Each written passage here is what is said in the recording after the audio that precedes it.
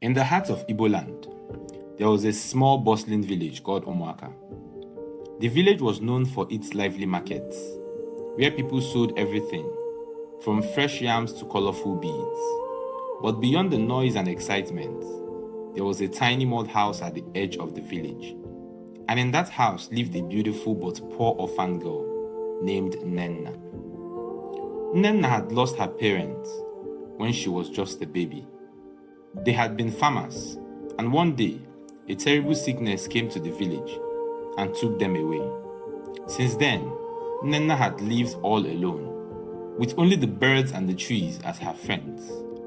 Despite her hard life, Nnenna was kind-hearted and always wore a smile on her face. She spent her days weaving baskets and gathering wild fruits to sell at the markets. Though her clothes were worn and her feet often bare, but her beauty shone like the moon on a clear night. One day, a grand announcement was made in Umuaka. The king, Eze Igwe, had declared that his son, Prince Chidi, was ready to choose a bride. The news spread throughout the village like wildfire. Every young woman in the village began preparing themselves, dreaming of becoming the queen of Umuaka. But Nnenna paid no attention to the excitement. She knew that no one would consider a poor orphan girl like her for such a grand life. Days passed, and the village was abuzz with the preparation of the prince's bride search. The elders of the village had planned a great feast, and all the young women were invited to present themselves before the prince.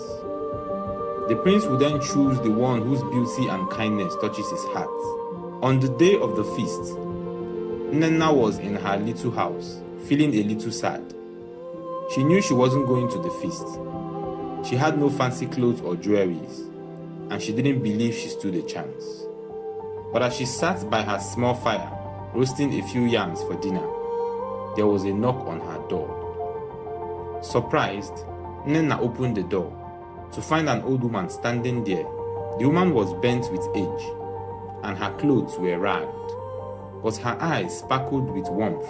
"My dear child," the old woman said, in a voice that was both soft and strong, "why aren't you preparing for the feast?" Nnenna looked down at her worn dress and bare feet. "I have nothing to wear, and even if I did, I am just a poor orphan. The prince would never choose me." The old woman smiled kindly. "Do not be so sure, my dear. True beauty is not in riches or in fine clothes, but in the heart. You must go to the feast." With that, the old woman reached into her bag and pulled out the most beautiful dress Nnenna had ever seen. It was made of the finest silk, woven with golden threads that glittered like the sun. She also handed Nnenna a pair of delicate slippers and a beaded necklace that seemed to glow with the light of its own. Nnenna was astonished. "But how can I accept this? I have nothing to give you in return." The old woman shook her head. "All I ask is that you be true to yourself. Nnenna, go to the feast and let your heart guide you."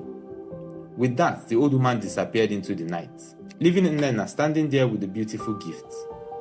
With trembling hands, Nnenna put on the dress and slippers. When she looked in the mirror, she hardly recognized herself. She looked like a princess from the stories her mother used to tell her. When Nnenna arrived at the feast, everyone turned to look at her. The other young women, dressed in their finest clothes, could not believe their eyes. Who was this girl, more beautiful than anyone they had ever seen?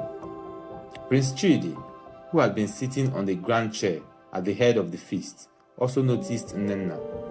His heart skipped a beat, and he felt something he had never felt before, a sense of destiny. As the night went on, the prince danced with many young women, but his eyes kept drifting back to Nnenna. Finally, he approached her and asked for a dance. Nnenna, feeling shy and nervous, took his hands and they began to dance. As they danced, the world around them seemed to disappear. Nnenna's heart raced, and she couldn't but feel that something magical was happening. But as the night drew to a close, something unexpected happened. As the prince prepared to make his choice, one of the jealous young women, who had noticed Nnenna's beauty and grace, whispered to the elders, That girl is not who she seems. She's just a poor orphan, pretending to be someone she is not. The elders, concerned, approached Nnenna and asked her to tell them the truth. Nnenna's heart sank, but she knew she could not lie. "It is true," she said softly. "I am Nnenna, the orphan girl, who lives at the edge of the village. I was given this dress and slippers by a kind old woman, but I did not come here to deceive anyone."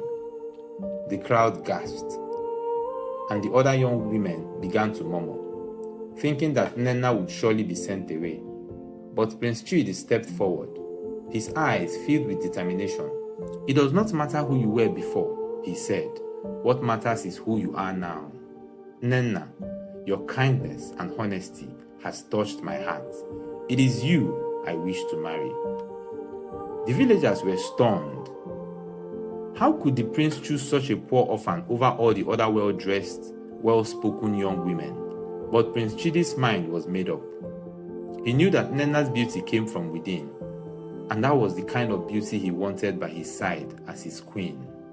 The feast ended in joy and celebration, with Nnenna and Prince sitting side by side, their hearts full of happiness. Nnenna's life had changed in a way that she could never have imagined.